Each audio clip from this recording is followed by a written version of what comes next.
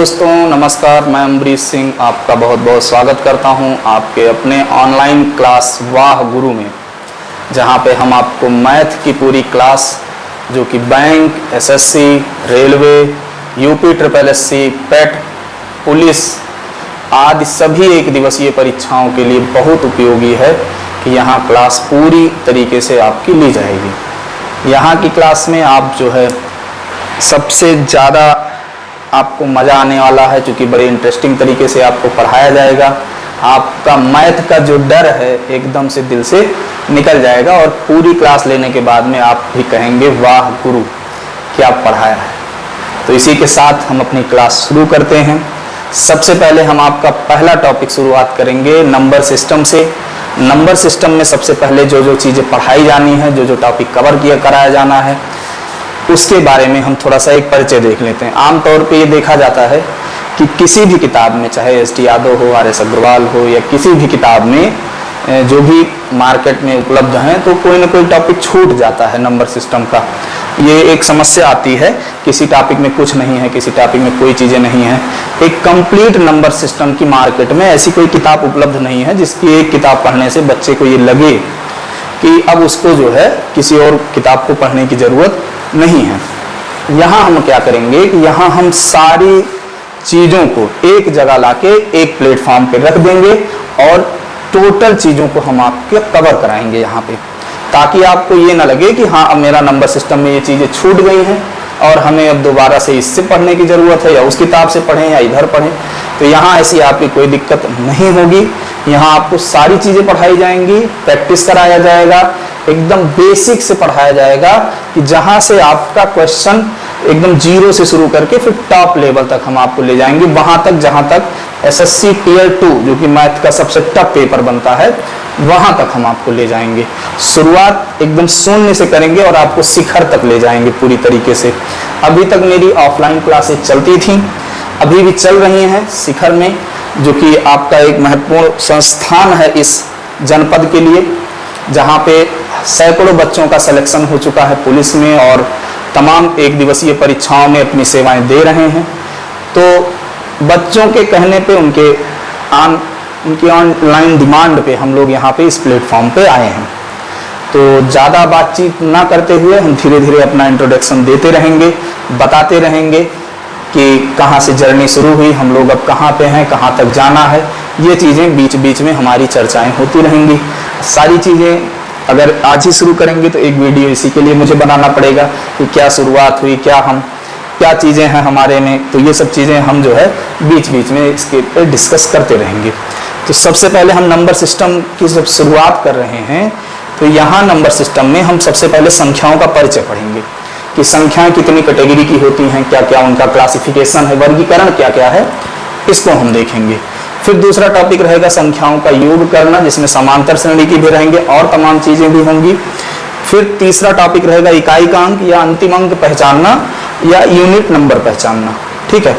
फिर हम पढ़ेंगे विभाजिता के नियम, डिविजिबिलिटी रूल, ठीक है। विभाजिता के नियम में काफ़ी चीज़ें छूट जाती हैं। अब परीक्षाओं में देखा गया है कि 2, 4, 6, 8, 11, 12 के आगे प्रश्न बनने लगे हैं, 45 का, 98 का, इन सब चीज़ों के विभाजिता के नियम पे। तो हम आपको वहाँ तक पढ़ाएंगे जहाँ तक प्रश्न बनते हैं या आगे बनेंगे। ऐसा नहीं है कि हम वही चीज़ें पढ़ाएंगे जो पीछे प्रश्न बने हैं, आपको उस लेवल तक ले जाएंगे कि जिसके आगे भी प्रश्न बनने की पूरी संभावना होगी। फिर हम आगे चलते हैं, विभाजिता के नियम के बाद में गुणा और भाग पे संख्याओं पे प्रश्न आते हैं, तो उस पर देखेंगे, चर्चा करेंगे। फिर आपका छठवां टॉपिक रहेगा शून्यकों की संख्या या दाहिनी तरफ शून्य निकालना। ये टॉपिक क्या है कि जैसे दिया जाए कि 1 से लेकर 20 तक संख्या गुणा कराया जाए तो अंतिम में कितना शून्य आएगा, या 1 से लेकर 20 तक संख्या गुणा कराया जाए तो उसमें 2 की घात कितनी होगी, 3 की घात कितनी होगी। तो ये सारा टॉपिक इसमें रहेगा। ये जो भी टॉपिक है, ये एक टॉपिक एक चैप्टर के बराबर है आपका, ठीक है। किताबों में 2-4 प्रश्न देके इसमें छुटकारा ले लिया गया है। आमतौर पे हमने इस टॉपिक को एक छोटा छोटा चैप्टर बनाया। हर टॉपिक पे हमारा कम से कम 2 वीडियो तो रहेगा। एक वीडियो में हम आपको पूरी तरीके से रूल समझाएंगे, क्यों बना, कैसे बना, ठीक है। और दूसरे में हम आपको प्रैक्टिस कराएंगे ज़्यादा से ज़्यादा कि जो भी परीक्षाओं में उससे रिलेटेड आए हुए प्रश्न हैं उन पे आपको दिक्कत ना हो, उनकी आपकी बराबर प्रैक्टिस होती रहे, और आपको भी आसानी रहे। फिर हम चलेंगे अंकों पे आधारित, गुणनखंडों की संख्या पे आधारित। गुणनखंडों में अभाज्य गुणनखंड आपको मिलेंगे, संख्या उनकी पूछा जाएगा, उनका योग पूछा जाएगा। सम गुणनखंडों की संख्या पूछा जाएगा, विषम गुणनखंडों की संख्या पूछा जाएगा। अभी लेखपाल की परीक्षा में एक क्वेश्चन आ गया था कि 2240 के गुणनखंडों की संख्या क्या है। ठीक है, तो उस पे एक हमारा टॉपिक होगा पूरा, गुणनखंडों की संख्या, योग, औसत, गुणनफल कि जितने भी उसके क्वेश्चन आने की संभावना है हम सब पे चर्चा करेंगे, जिससे आपको कोई दिक्कत ना हो। फिर हम अंकों पे आधारित, जानवरों पे आधारित, शेषफल परमीय, ये भी थोड़ा सा एक बड़ा टॉपिक है। शेषफल परमीय पे चलेंगे हम। एक आपका एक तरीके से कह सकते हैं कि ये पूरा पूरा चैप्टर बनेगा इसका। इसके अंतर 4-5 टाइप से सवाल रहेंगे, उस पर हम लोग चर्चा करेंगे। बाइनरी नंबर पे पढ़ेंगे, भाज्यता पर आधारित, और जो चीजें छूटी रहेंगी वो सब का सब हम आपका लाके विविध में कवर कराएंगे। जो भी आपके इधर उधर से क्वेश्चन परीक्षाओं से नंबर सिस्टम के बने हैं वो सब हम आपका एक विविध मिसलेनियस कराएंगे और उसमें आपका पूरा प्रैक्टिस कराया जाएगा। सारी चीजों में ये देखा जाएगा कि इस टॉपिक से रिलेटेड कितने प्रश्न परीक्षा में पूछे गए हैं, किस लेवल तक पूछे गए हैं, उनको हम पूरा आपका कवर कराएंगे। तो हम आपको अगली आपकी क्लास जब शुरू करेंगे तो सबसे पहला आपका टॉपिक रहेगा संख्याओं का परिचय। ठीक है, तो यहां से हम अपना टॉपिक शुरू करते हैं। तो सबसे पहले हम पढ़ेंगे आपका आज संख्याओं के बारे में, जहां पे हम जो है संख्याओं का पूरी तरीके से क्लासिफिकेशन करेंगे। लेकिन यहाँ से प्रश्न जो है आपके बनते ही बनते हैं, वो चाहे टेट की परीक्षा हो या जो भी एक दिवसीय एग्जाम है, वहां से प्रश्न आपके पूछ लिए जाते हैं। तो चलिए इसमें देखते हैं कि क्या है।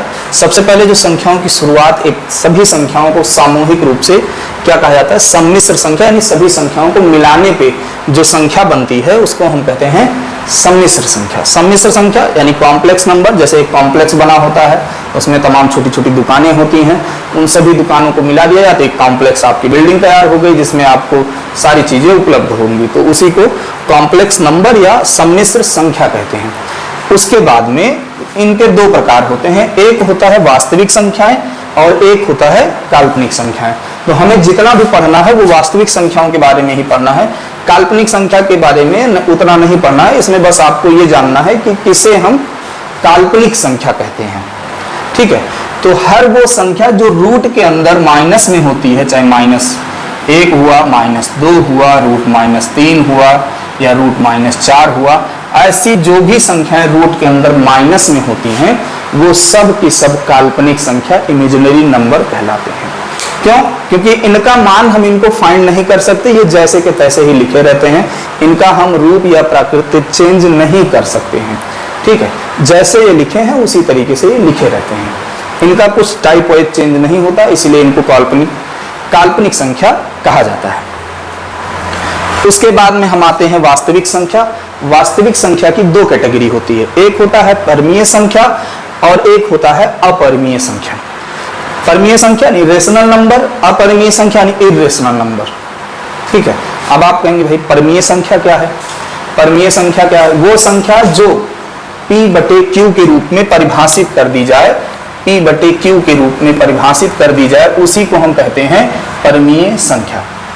यानी जिसको भिन्न के रूप में हम एक तरीके से कह रहे हैं कि लिख सकते हैं उसी को। और इसकी एक शर्त है कि Q जो है वो 0 के बराबर ना हो, यानी जो नीचे का नंबर है वो 0 ना हो, उसी को हम कहते हैं परमीय संख्या। एक तरीके से जिसको हम इस रूप में परिभाषित कर सकें वो हो गई परमीय संख्या, और जिसको इस रूप में परिभाषित ना कर सके P/Q के रूप में, वो हो गई अपरिमेय संख्या।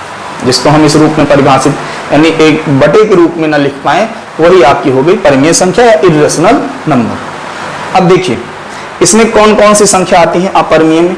अपरिमेय में सारी संख्याएं आ जाएंगी, यानी जितनी हम संख्याओं की कैटेगरी पढ़ने वाले हैं वो सब की सब संख्याएं इसी परमीय में आ जाएंगी। अपरिमेय में कुछ गिने चुने एग्जाम्पल होते हैं। एक होता है पाई, या रूट के अंदर वो संख्या जिसका मान हम ना निकाल पाए, √2, √3, √4 नहीं होगा। √4 क्यों नहीं होगा? क्योंकि √4 का मान होता है 2, तो इसीलिए इसको हम अपरिमेय में नहीं रख सकते हैं। ठीक है, √3 होगा, √5 होगा, √7 होगा। ये सारी संख्याएं हो सकती हैं। क्यों? क्योंकि इनको हम दशमलव के रूप में जब बदलते हैं तो इनका दशमलव का जो रूप होता है वो कहीं रुकता नहीं है एक जगह जाके, ये ऐसे पॉइंट में चलता रहता है और ना ही ये कोई क्रम को बनाता है।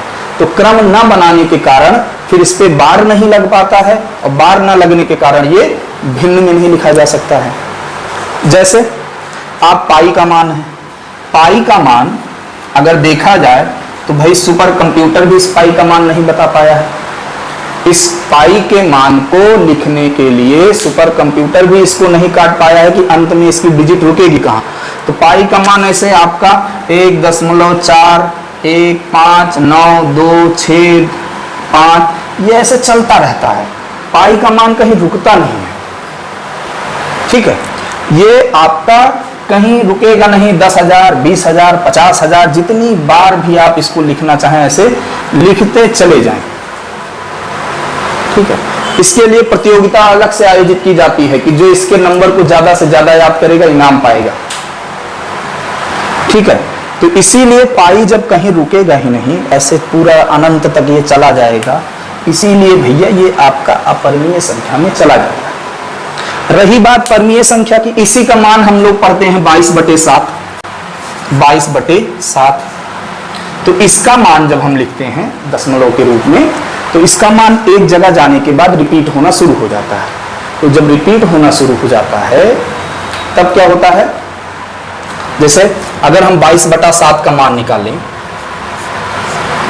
तो ये होगा 3.142, ये बन जाएगा आपका, ये बन जाएगा 3.1428557 के ऊपर बार। क्यों? क्योंकि ये संख्या रिपीट हो रही है।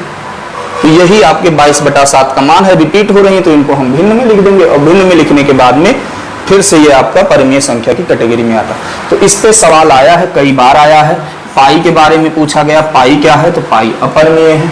22/7 पूछा गया है, 22/7 क्या है, परिमेय है। 22/7 परिमेय है। 2/1, 1/2, 3/2, 2/3, ये जितनी संख्याएं हैं जो बटे के रूप में लिखी जाए या उनके पूर्ण संख्याएं भी हैं तो वो सब आपका परिमेय की कैटेगरी में, यानी जितना भी हम पढ़ने वाले हैं वो सब हमारा परिमेय यानी रेशनल की कैटेगरी में आएंगे। उसके बाद में परिमेय के बारे में, अब इसको अगर देखा जाए तो जनरली तौर पे इसी के बारे में पढ़ा दिया था, यहाँ से क्लासिफिकेशन वगैरह नहीं होता, लेकिन फिर भी मैंने आपको समझाने के लिए इसको दो रूप में बांट लिया, एक पूर्णांक के रूप में और एक भिन्न या दशमलव के रूप में, ठीक है। पूर्णांक को इंटीजर बोलते हैं, फ्रैक्शन, और भिन्न को आपका फ्रैक्शन हो जाएगा और दशमलव आपका डेसिमल में हो जाएगा, ठीक है। यहाँ से इनकी दो कैटेगरी, यानी वो संख्याएं जो बटे में ना लिखी जाए वो पूर्णांक में आ जाती हैं, जो बटे में लिखी गई आपका वो आपका भिन्न में आ गया। फिर भिन्न की दो कैटेगरी हो गई, एक शांत दशमलव, एक अशांत दशमलव। शांत दशमलव क्या है, जैसे मान लेते हैं हमने 1/2 लिखा, अब 1/2 का मान क्या हो जाएगा, 0.5। अगर यहाँ पे हमने 2/3 लिख दिया, अब इसका मान क्या होगा, 0.6666, ये कभी कटेगा ही नहीं। तो जो नहीं कटता है उसको हम अशांत की कैटेगरी में रख देते हैं और जो कट गया उसको शांत की कैटेगरी में रख देते हैं। जैसे संख्या 4/5 है, इसको हम क्या लिखेंगे, इसको हम लिख देंगे 0.8, ठीक है। लेकिन अगर वही 1/3 है, इसको हम क्या लिखेंगे भाई, 0.3333, ऐसे अनंत तक चला जाएगा, ठीक है। ये चीजें समझ में आ गई। तो इसको हम भिन्न वाले टॉपिक में पढ़ेंगे, इसको हम यहीं छोड़ देते हैं। बस इतना जानिए कि भिन्न या दशमलव के दो प्रकार होते हैं, शांत दशमलव या अशांत, यानी टर्मिनेटिंग या नॉन टर्मिनेटिंग, अंग्रेजी में भी इसको जान लीजिए, ठीक है। अब हम आगे बढ़ते हैं। आगे बढ़ने हम पूर्णांक, पूर्णांक में फिर दो कैटेगरी आपकी आ जाती है। पूर्णांक में एक धन पूर्णांक, एक ऋण पूर्णांक, एक पॉजिटिव इंटीजर हुआ और एक निगेटिव इंटीजर हुआ और एक आपका शून्य हुआ। तो इन तीनों को मिला के आपका पूर्णांक बन जाता है, इंटीजर बन जाता है, धन पूर्णांक, ऋण पूर्णांक और जीरो, ठीक है। अब जो धन पूर्णांक होता है उसी के अंदर पूर्ण संख्या होती है। पूर्ण संख्या जैसे आपका 0, 1 2 3 डॉट डॉट डॉट ऐसे आना चला गया। ये आपका हो गया पूर्ण संख्या। पूर्ण संख्या के अंतर्गत आता है प्राकृतिक संख्या, जिसकी शुरुआत 1 से 2 से 3 से 4 ऐसे डॉट डॉट आती है। यानी वो संख्याएं जो प्रकृति में स्वतः आ गई, जिनको कोई बनाया नहीं, नेचुरल रूप से। या हम आपसे कहें कि भाई गिनती गिनिए, तो आप कहां शुरुआत करेंगे? 1 2 3। तो जो नेचुरल रूप से आई हैं संख्याएं, उनको हम कहते हैं प्राकृतिक संख्या, जिनकी शुरुआत होती है 1 2 3 4 से। और जैसे ही जीरो की खोज हुई, या जीरो आया, तो जीरो आने के बाद में संख्याओं में किसी और संख्या की जरूरत नहीं पड़ी। जब किसी चीज की जरूरत ना पड़े तो उसको कहते हैं पूर्ण हो गया। तो इसीलिए प्राकृतिक संख्या में जब जीरो आया तो वो पूर्ण हो गया और पूर्ण संख्या के रूप में जाना जाने लगा। आप जानते हैं जीरो की खोज किसने की? जीरो की खोज की थी आर्यभट्ट ने। किसने की थी भाई? आर्यभट्ट। आर्यभट्ट चंद्रगुप्त विक्रमादित्य के दरबारी थे। ठीक है, तो इन्होंने अपनी किताब में बताया था कि किसी संख्या की दाहिनी तरफ अगर शून्य लगा दिया जाए, अपनी किताब में संस्कृत में लिखा था कि किसी संख्या की दाहिनी तरफ अगर शून्य लगा दिया जाए तो वो संख्या अपने का 10 गुना हो जाती है। आर्यभट्ट जी बहुत बड़े गणितज्ञ थे। उन्होंने अपनी गणित की किताब आर्यभट्टीयम सिद्धांत जो लिखी है, उसमें उन्होंने बताया है कि किसी भी संख्या की अगर दाहिनी तरफ हम शून्य बढ़ा दे रहे हैं, बाएं तरफ नहीं, बाएं तरफ बढ़ाने का उसका कोई प्रयोग नहीं होता है, तो दाहिनी तरफ अगर हम बढ़ा देते हैं तो वो संख्या अपने का 10 गुना हो जाती है। इसको तो सबसे पहले हम देखेंगे अभाज्य संख्या। अभाज्य संख्या, अभाज्य संख्या, इसका नाम एक और है, इसको कहते हैं रूढ़ संख्या। रूढ़ संख्या, रूढ़ संख्या, और यह इसको कहेंगे प्राइम नंबर। प्राइम नंबर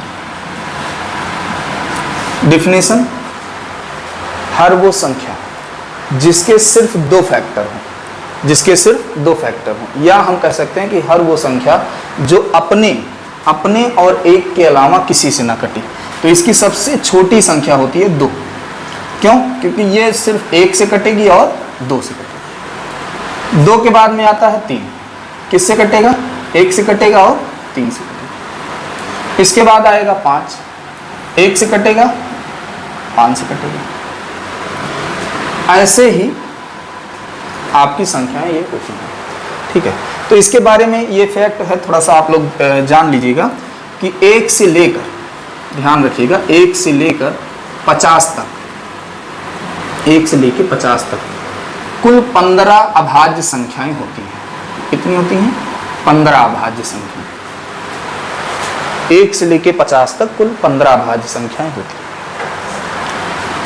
50 से 100 तक, 50 से 100 तक कुल 10 अभाज्य संख्याएं होती हैं। 50 से 100 तक कुल 10 अभाज्य संख्याएं होती हैं। 100 से 200 तक कुल 21 अभाज्य संख्याएं होती हैं। तो अगर आपसे कोई ये पूछ ले कि अच्छा ये बताओ कि 1 से लेके 100 तक कितनी अभाज्य संख्याएं होती हैं, पूछा भी गया है। तो 1 से लेके 100 तक, क्योंकि 1 से लेके 50 तक 15, 50 से लेके 100 तक 10, दोनों को जोड़ देंगे 15 10 25। तो 1 से लेके 100 तक कुल कितनी अभाज्य संख्याएं होती हैं? 25। इसको याद कर लीजिएगा, रट लीजिएगा, क्योंकि ये पूछा गया है। वैसे भी आपको हेल्प करेगा कि जैसे मान लेते हैं आपसे कहा कि 50 तक की अभाज्य संख्याओं का योग करिए, या 50 तक की सभी संख्याओं का औसत क्या होगा। तो इस तरीके से सवाल आता है कि प्रथम 15 अभाज्य संख्याओं का औसत क्या होगा। तो वहाँ पे अगर आपको ये क्लियर है कि भाई 50 तक 15 अभाज्य संख्याएं पूरी हो जाती हैं, तब तो आप लिख लेंगे, नहीं तो उसमें क्या होगा कि भूल जाते हैं। ठीक है, तो कोशिश करिएगा कि इसको लिख लीजिएगा कि कौन कौन सी संख्याएं होती हैं।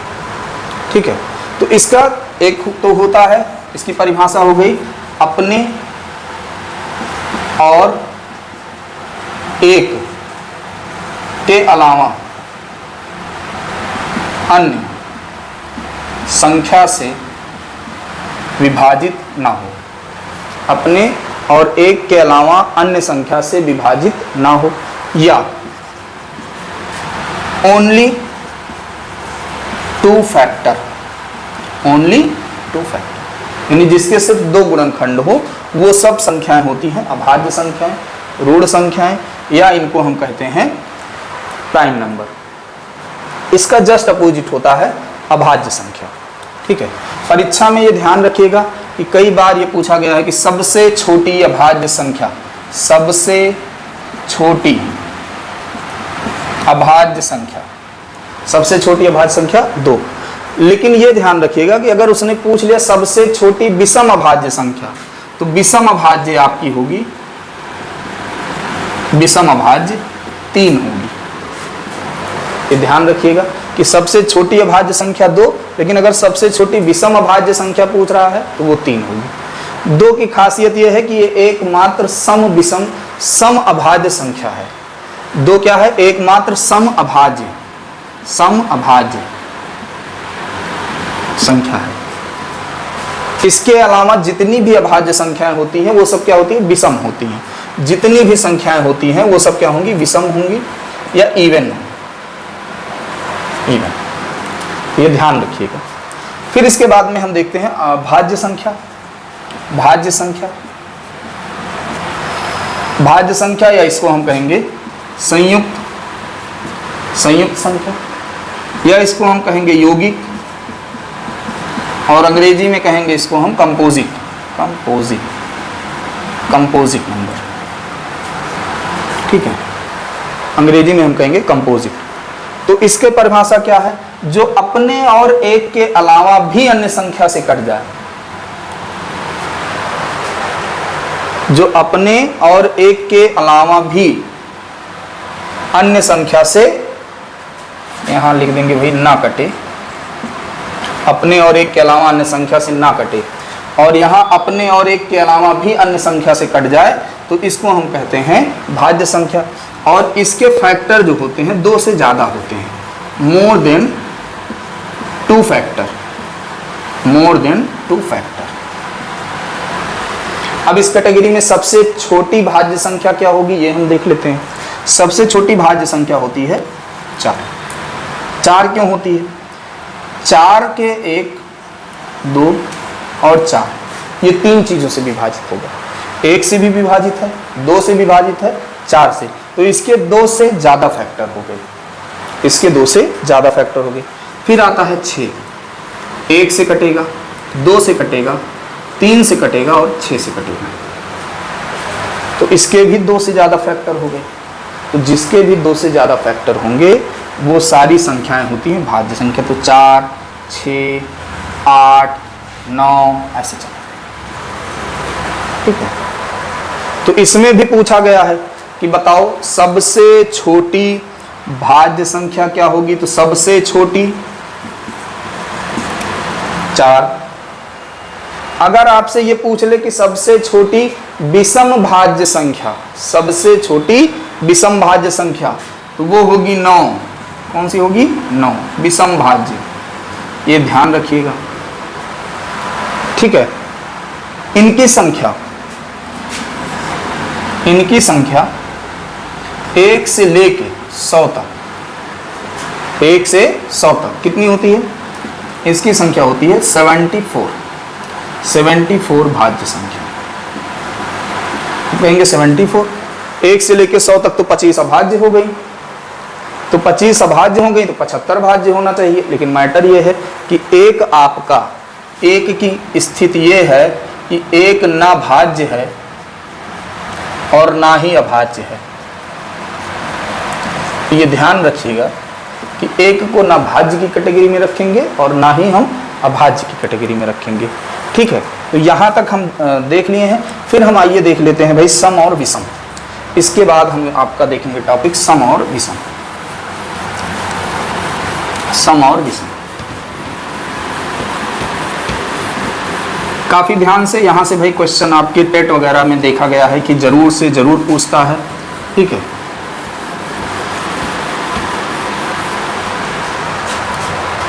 सम संख्या, सम संख्या या इवन नंबर इसको कहेंगे हम। इवन नंबर जो 2 से विभाजित हो, 2 से विभाजित हो, 2, 4, 6, 8 ... फिर आता है विषम संख्या। यानी ऑड नंबर जो 2 से विभाजित ना हो, जो 2 से विभाजित ना हो, 1, 3, 5, 7, 9 ऐसे चला जाएगा। इससे संबंधित एक सवाल आपका आया है लोअर पीसीएस में कि अगर n कोई प्राकृतिक संख्या है तो वह सदैव विषम संख्या होगी। वहां पे आपका विकल्प दिया गया था, एक विकल्प था n+1, एक विकल्प दिया गया था 2n+1, एक विकल्प दिया गया था n+3 और एक विकल्प दिया गया था 3n। ऐसे करके 4 विकल्प दिए गए थे ABCD कि सदैव विषम संख्या हो। तो ये ध्यान रखिएगा, सदैव विषम संख्या होती है 2n+1। ये आपका लोअर पीसीएस का प्रश्न आया है, लोअर पीसीएस मेंस में। वो भी कोई भी प्राकृतिक संख्या है वो सदैव आपका विषम संख्या होगी। सम संख्या का कोई भी n प्राकृतिक संख्या है, अगर 2n कर देते हैं सम बन जाएगी। कैसे भाई, हमने 7 को लिया और उसको 2 से गुणा कर दिया तो 14 सम हो गया। 5 को लिया 2 से गुणा किया 10 सम हो गया। उसी तरीके से जैसे यहाँ पे हमने 6 लिया और 2 से गुणा करके 1 जोड़ दिया, 6 दूनी 12, 1 13 विषम। या हमने 7 लिया 2 से गुणा किया 1 जोड़ दिया, 7 दूनी 14, 1 15, ये भी विषम। इस तरीके से सम विषम में और ज़्यादा चीज़ें ध्यान देने वाली नहीं है, लेकिन ये छोटी चीज़ें हैं, इनको आप ज़रूर नोट करके रखिएगा, ये पूछा गया है परीक्षा में है। सम विषम के बाद में फिर आपसे कभी कभार भाज्य सह अभाज्य के बारे में, ठीक है, सह अभाज्य जैसे को प्राइम, इसको हम कहते हैं को प्राइम या सह अभाज्य। नाम में अभाज्य लगा है तो सोचते हैं कि सब अभाज्य संख्या होंगी। इसका सिर्फ एक ही रूल है कि दोनों संख्याओं का जो HCF निकल के आए वो क्या है। जैसे 8 15, 11 17, 15 16, ये सारी संख्याएं क्या हो गई, को प्राइम। क्यों? क्योंकि ये संख्या और ये संख्या किसी कॉमन नंबर से एक के अलावा छोड़ दिया जाए तो किसी से विभाजित नहीं होंगे। तो जब विभाजित नहीं होंगे तो इनको हम को प्राइम की कैटेगरी में रखते हैं। शर्त क्या है कि इनका HCF क्या आ जाए, 1 आ जाए। को प्राइम के बाद में कभी कभार आ जाता है ट्विन प्राइम, कभी कभार आपसे पूछ लेता है ट्विन प्राइम क्या होता है। ट्विन प्राइम होता है, इसको कहते हैं जुड़वा भाज्य। जुड़वा, ट्विन मतलब जुड़वा भाज्य। ट्विन प्राइम होता है जिन प्राइम नंबर के गैप 2 का हो, जैसे 3 5, 5 7, 11 13, 17 19, ये सारी संख्याएं क्या होती हैं, जुड़वा भाज्य कहलाती हैं। ट्विन प्राइम कहते हैं इनको, ठीक है। तो इनके बीच का गैप क्या है, 2 2 का है, ठीक है। ये सारी चीजें हैं। तो यहाँ तक हमारा जो था वो संख्याओं के परिचय के बारे में था। इससे रिलेटेड जो प्रश्न हैं वो हम आपको अपने अगले वीडियो में देंगे कि इससे रिलेटेड प्रश्न परीक्षा में क्या क्या आए हैं, क्या क्या क्वेश्चन इनसे बन सकते हैं, ठीक है। तो मिलते हैं आपको अगले वीडियो में।